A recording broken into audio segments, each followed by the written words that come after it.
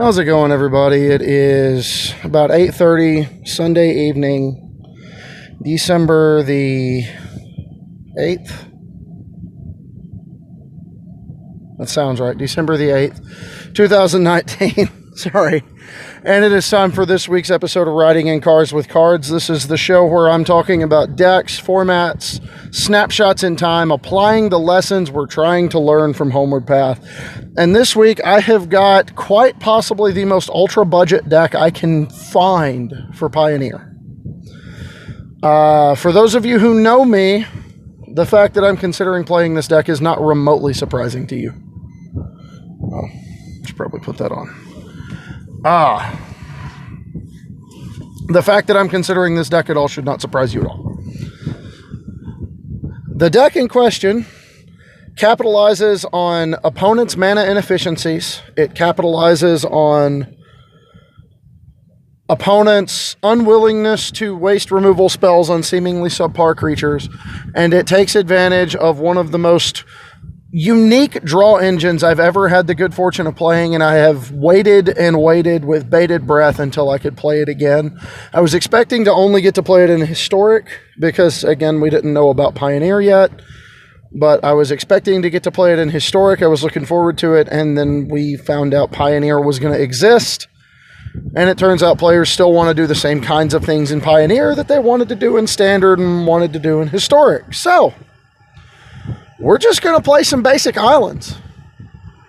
The deck in question is mono blue tempo, and it has a pedigree to it. I mean, the price point should not be the focal point of this video. It's going to be because the deck is absurdly cheap. But there's also the fact that the deck is just really, really good when you become really comfortable piloting. It is a collection of seemingly innocuous little one-drop flying creatures and counter magic and, a handful of powerful 2- and 3-drop cards that just does a good enough job at stymieing development, at forcing your opponent's trying really hard to put their foot on the gas, and you're just like, no, you're not doing that. I am not going to get turn 2 O-Code. That's why we play main deck Spell Pierce. This deck is really good. But the long and short of it, and the reason the deck is so powerful is its mana curve, on average, is going to be lower than most of your opponents. Especially if you're playing against mid-range and control decks, your mana curve is lower than theirs. It just is. Your cards cost less mana. And when you spend less mana to answer something your opponent is tapping out for, you gain a mana advantage. You time walk them. And that creates tempo, and then it's a matter of what you do with that tempo that determines how effective it is. And in this deck, what you do with that tempo, every time you time walk them, that's like getting an extra combat phase. And depending on how many Curious Obsessions you've stacked up, however many combat phases you get may translate directly into extra cards. And extra cards translate into more time walks, which allow you to further snowball your little advantage that you've created on the board to put your opponent away. So let's talk first about the core of the deck, the reason the deck is good, and that is these one-drop creatures that are evasive. And in this list, we are playing 4 copies each of Spectral Sailor and Siren Storm Tamer, and I believe that is it. I think we're just playing the 8 one-drops. I waffled a little bit over going to 10, but I ultimately stuck with a curve that was very similar to Autumn's from the Mythic Championship. It's one of those, if it ain't broke, don't try to fix it. Gives me a good launching point into the format, and then I can start experimenting with other stuff down the line. That mentality, that mindset. But the idea is to just get these cheap creatures on the board quick that do a good job of attacking and applying just the tiniest little bit of pressure. These stupid little 1-mana flyers. And it feels really bad if your opponent has to if they have to Oko and turn one of those into an elk so they can block it. That feels awkward as can be for them. That's not good. So the more pressure you generate, the more your opponent is interested in removing your threats. Well, these 1-drops, Siren Storm Tamer acts as kind of a de facto counterspell. The Spectral Sailor, of course, gives you something to do with your mana if you start to flood out. You can draw extra cards that way. Again, another case where if they don't do anything to play around your counter magic, you just draw a card with the Spectral Sailor and it's like you time walk them.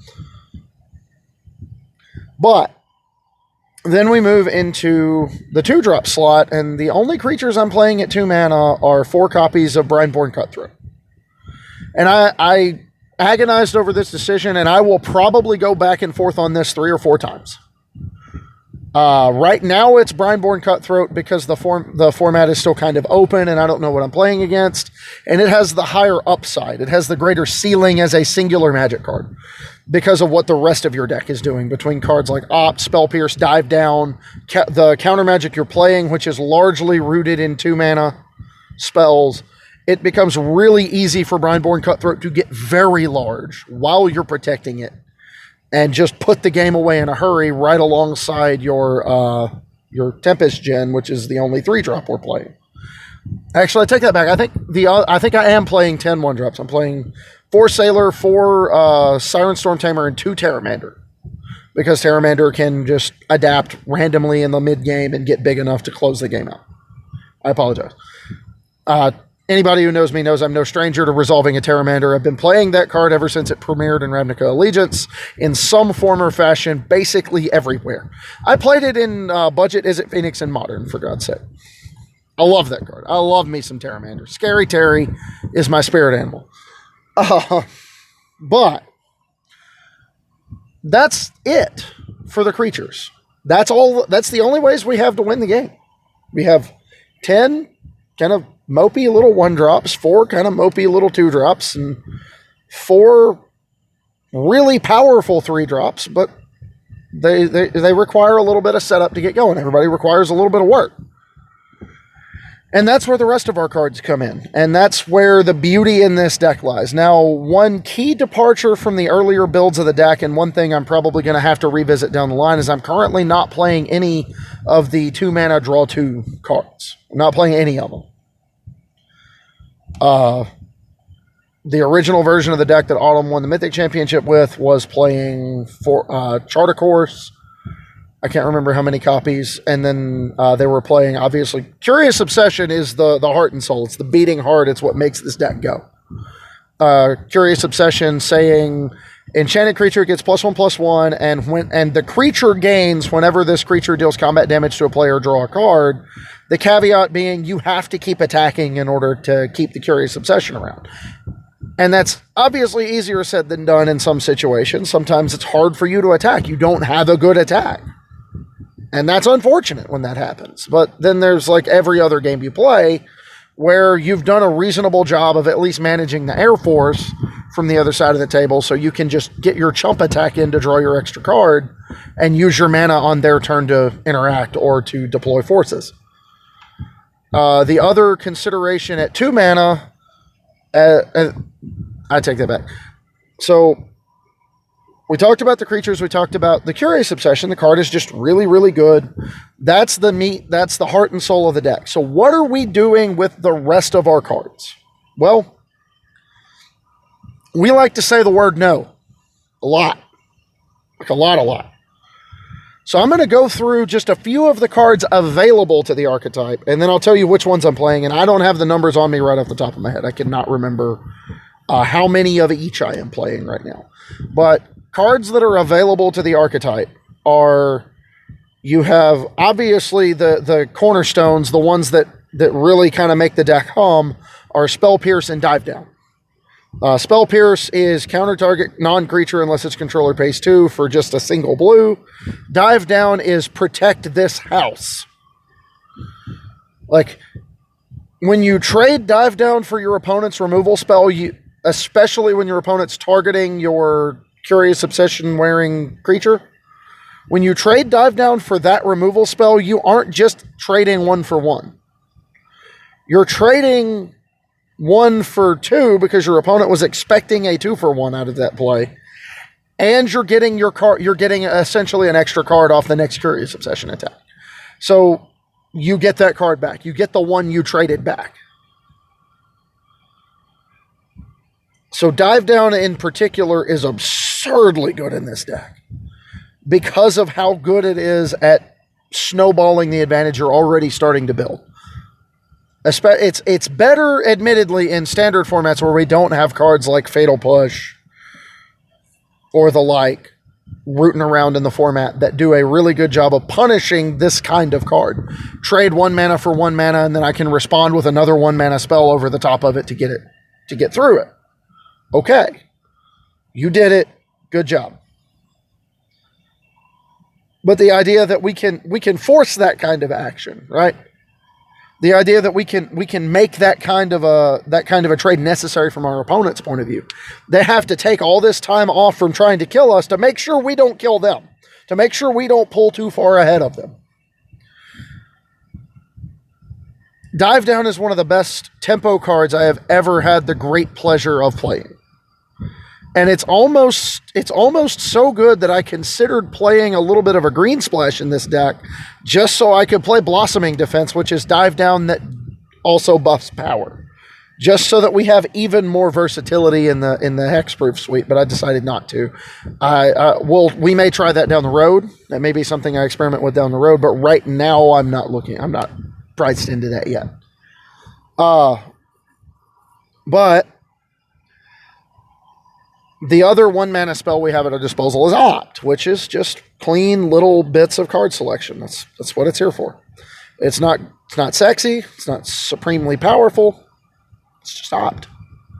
And I opt to keep playing it. So then we move into the rest of our cards, and the rest of our cards, there's not a lot of removal. And when I say not a lot of removal, I think I'm playing one main deck method of interacting with a permanent on the battlefield.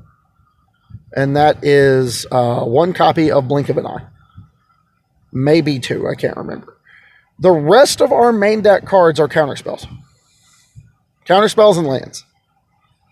I take it back. And 2 copies because it didn't feel like a good Treasure Cruise deck otherwise. And it may be a better Dig Through Time deck than it is a Treasure Cruise deck, if I'm being honest. But I don't have extra copies of Dig Through Time. The 1 copy I have is in a Commander deck right now. So I'm not shelling out for it for a budget Pioneer deck right now. For those who don't know, that card took a nice steep little increase as soon as we found out we could play it at all. So, but it is a fantastic Magic card, and if you would rather play it over Treasure Cruise, I fully understand. Getting the right cards in this deck is often better than getting more, but similar to the Is It Phoenix deck, since so many of your cards do the same thing, you could argue it's also better to just draw 3 and get it over with. Get them, keep pulling ahead. 1 mana is better than 2. One of the that argument. Whichever way you want to slice it, I like having 2 copies of a delve card draw spell here. I don't like playing all 4 because we don't aggressively load the graveyard. We're just countering spells and drawing cards and, losing creatures in combat and that kind of stuff. We're not making a point out of buying into the delve, but we're playing enough card draw and counter magic and stuff to justify playing Terramander. So there's an argument to be made that we could in fact play, just a couple of delve cards. And even on 3 mana, Treasure Cruise is still defensible. Is it as broken as 1 mana Treasure Cruise? No, it's not. But 3 mana Treasure Cruise is still fine if it draws you 3 cards and you get to leave mana up to protect the field that you've already built. And it may be a case where that's where I slot the 2-drop card draw back in, play a couple of copies of either Winged Words or Chart of Course instead of Treasure Cruise or Dig Through Time because of the non-bow with the Terramander. Or just play a different 1-drop. There's the beautiful thing about it is as long as it fits into the mana curve and fills a similar role, it almost doesn't matter what your actual card choices are. As long as different metagames are going to call for different card effects. That's the beautiful thing about this deck is it is infinitely customizable in addition to being super cheap. Bear in mind, not a single card I have mentioned thus far, with the possible exception of Curious Obsession and Siren Storm Tamer, cost above $1. Not a one.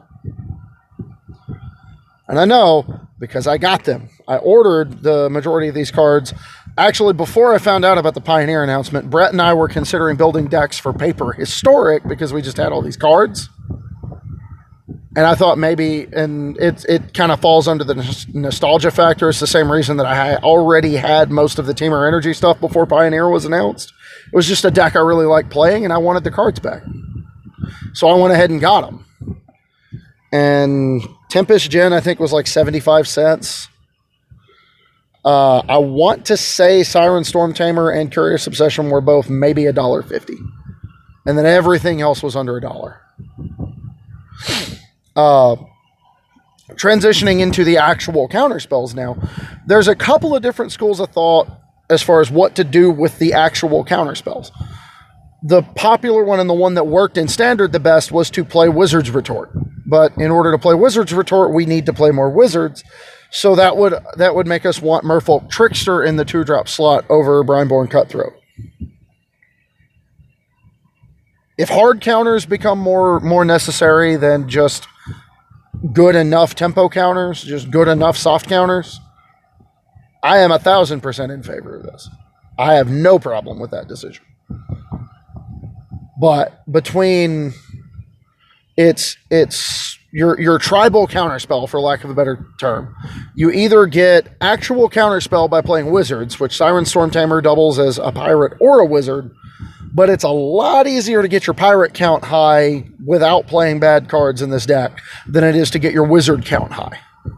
So that's why, for me personally, I ultimately opted in favor of Lookout's Dispersal, which is a slightly better mana leak in this deck more often than not. It's counter target spell unless its controller pays 4 for 1 and a blue if you control a pirate, or 2 and a blue if you don't. And Spectral Sailor, Siren Storm Tamer, and Brineborn Cutthroat are all pirates. The other card I've considered playing, and I probably need to just go ahead and suck it up and play, is Mutavault, because of the ability to turn on either one of those counterspells from a land. And the only caveat I would say to that is, obviously that's a non-bow with Tempest Gen. So I could understand not playing Mutavault. But forging forward, after your choice of 2 mana soft or hard counter, it's basically a hard counter, then you start getting into a realm of a bunch of conditional cards. So rather than name off specific ones and telling you they're the best ones and you have to play those, that's not my style, that's not what I'm about. I'm just going to name off like all of them. Again, Lookout's Dispersal, Wizard's Retort. Your choice of either or both. You can play a split. And then you have cards like Negate. You have cards like Essence Scatter. You have cards like Essence Capture, which can add an extra counter to your attacking creatures. You know, if you're already in for Essence Scatter, there's not a great reason to not play Essence Capture. It just makes your creatures bigger and kills them faster. I can get behind it. And, you know, it's the same card if you don't have a creature. So, its fail state is being the same card, and it's basically Essence Scatter with upside. So, I can get behind that. Beyond that, you pick up cards like Thassa's Rebuff, which was one I literally Google or I gather search the word devotion and came across Thassa's Rebuff. It is counter target spell unless its controller pays X, where X is your devotion to blue. Well, fun fact, if we've got if we curve 1-drop into Obsession into 1-drop on turn 3, it's mana leak. If we ever land a Tempest Gen, that thing is just it just basically reads counterspell. It's either a counterspell or they spend their entire turn getting this one card down. I can get behind that. I love that. I can understand you not wanting to, because obviously the fail state is just a blank piece of cardboard. So I could see wanting to play more copies of something like Wizard's Retort, or the other cards we mentioned so far: Negate, Scatter, Capture. Unsubstantiate is another one. It's return target spell or creature to its owner's hand. Notable because one of the weaknesses this deck has is against decks like Blue-White Control with all their Supreme Verdicts. We can't actually do anything about a Supreme Verdict. So having a 2-mana way to interact with a Supreme Verdict is a big deal.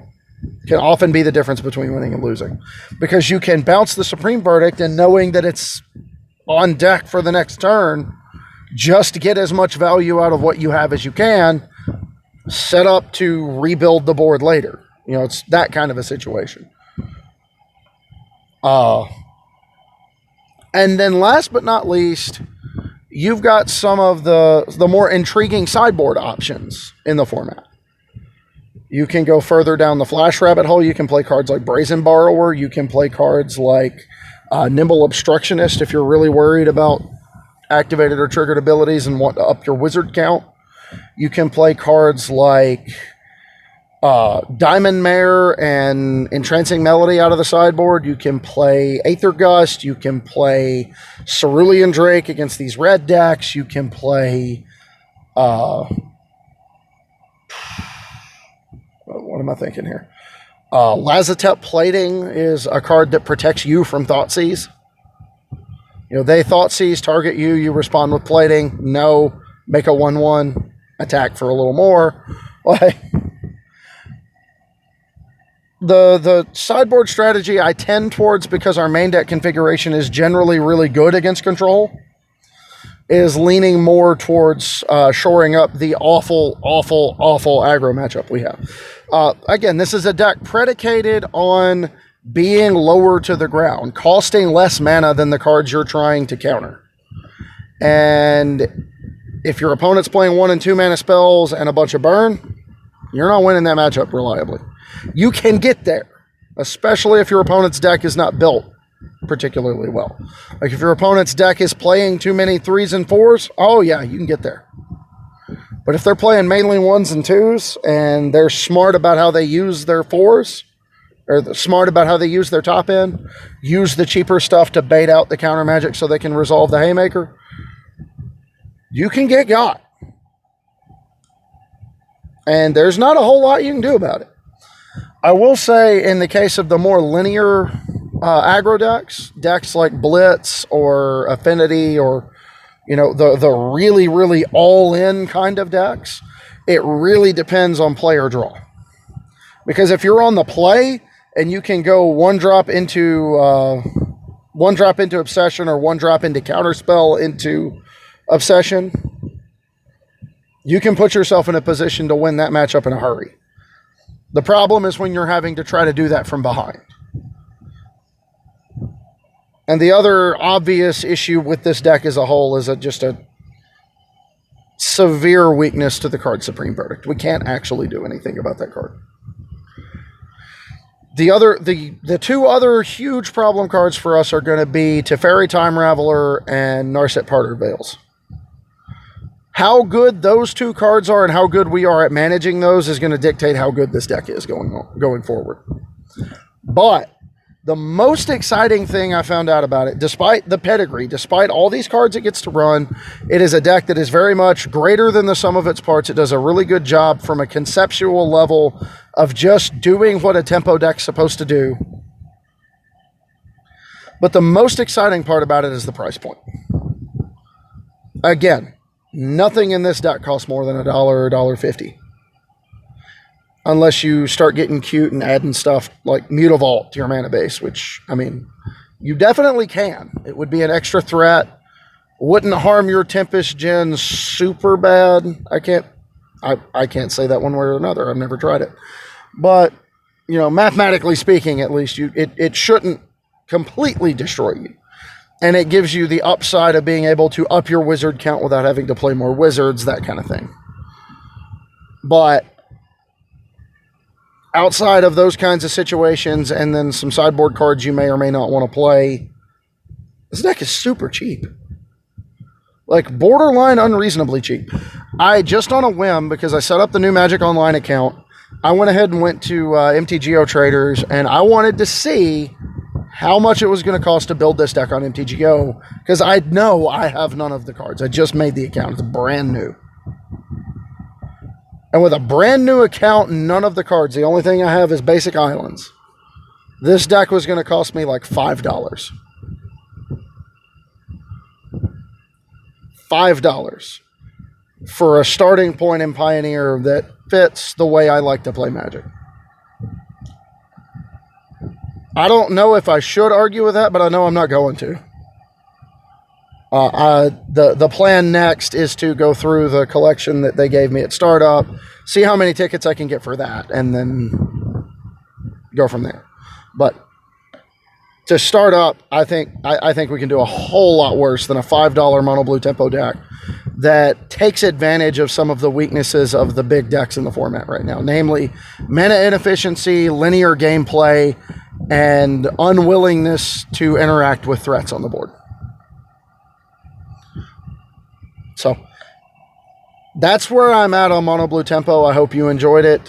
I look forward to playing this deck a ton. I'm going to be playing this deck a ton. I already have played it a fair amount. Just kind of getting to know it, it's like putting an old suit back on that you haven't worn in a while. You're like, oh yeah, this fits a little different than it used to. Probably need to lay off the donuts, but it's still comfortable. It still works. Still good. Still feels nice. So, I mean, I can't really argue with it. It's really good. Now, granted, most of my matchups have not been against the tier decks of the format. I've mainly been playing against the more linear stuff. The Gruul Blitz matchup, it feels very, very much like a coin flip. And don't worry, there will be a Gruul Blitz profile on here eventually. If I haven't already done one, I can't remember if I have. I may have already, actually. But that deck feels really good, too. But that's where we're at. I really, really like mono blue tempo. Always have. But it actually has some, not just Adam really likes playing basic islands and counter spells and cheap creatures as a reason to play this deck, but it actually feels like it's rooted in some fundamental value at taking on the format. So that's why I'm excited. That's why I hope you're excited, and I hope you try it out, because frankly, the opportunity cost is not high. Probably somewhere in the neighborhood of $20 in paper, $5 on Magic Online, or you should probably already have all these cards lying around on Arena. If you don't, it is exactly 4 rare wild cards, and everything else is common and uncommon. So you can play this deck in Historic. Go do it. It's fun. It's great. And with that, that's all I got for this week, everybody. I hope you enjoyed it. This has been Writing in Cards with Cards. I will see you again on Thursday. Well, you'll hear from me again on Thursday on Homeward Path. We will... I still haven't for sure decided what I'm going to be talking about there. I'm going to be taking some polls from the patrons and talking to Spencer and some other people about what we want to do with that one. But we'll be back with Homeward Path this week. It is the week of Esther's 6th birthday. So, and fun fact, the Homeward Path episode will actually go up that morning, the day of her birthday. So, we're definitely gonna try to do something special for that. So, thanks for watching. I hope you enjoyed it. You got questions, comments, concerns, leave them down below. Leave them on Facebook. I'm Adam Spain. Leave them in the Facebook group, the Homeward Pathfinders. Leave them on Twitter. I'm at Homeward Path MTG. If you want to get your deck to the front of the line to get on this show, become a patron of $3 or more at patreon.com/HomewardPathMTG, where I want them. I want these decks. I want to talk about stuff. We don't have to just be applying Homeward Path lessons here. If you got a sweet deck and you're a patron of $3 or more, I want to talk about it. Because I love talking about brews. So that's all I got for this week. We'll catch you next time. And until then, don't forget to fasten your seatbelts, stay safe, and enjoy the ride.